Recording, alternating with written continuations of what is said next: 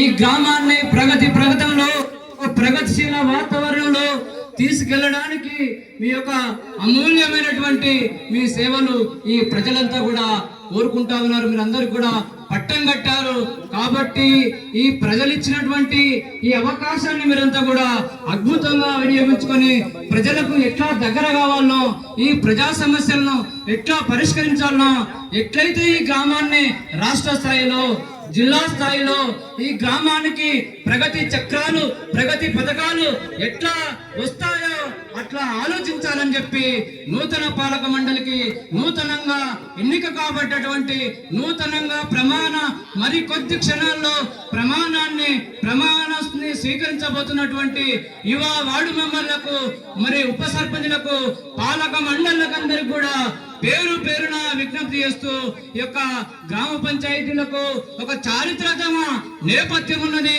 దీన్ని మనం అర్థం చేసుకోవాలి. అనాది కాలంగా కూడా రాజుల కాలంలో కూడా పాలక పంచాయతీ ఉన్నాయి. కానీ మన పంచాయతీ రాజ్ చట్టం వచ్చిన తర్వాత మరి కొత్త 1990వ దశకంలో 73-74వ రాజ్యాంగ సవరణ ద్వారా అనేకమైనటువంటి అధికారాలు పాలక పక్షాలకు ముఖ్యంగా గ్రామ పంచాయతీలకు అనాది కాలంగా అనేకమైనటువంటి అధికారాలు ఇచ్చారు.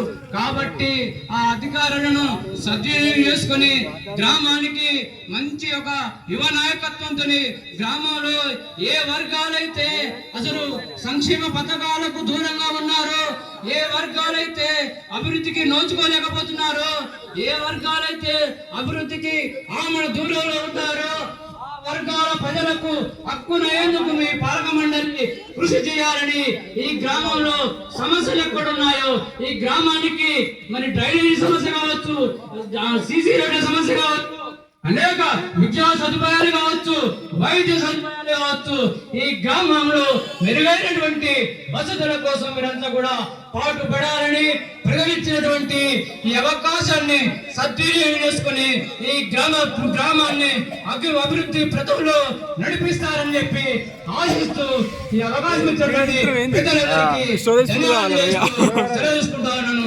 నమస్కారం.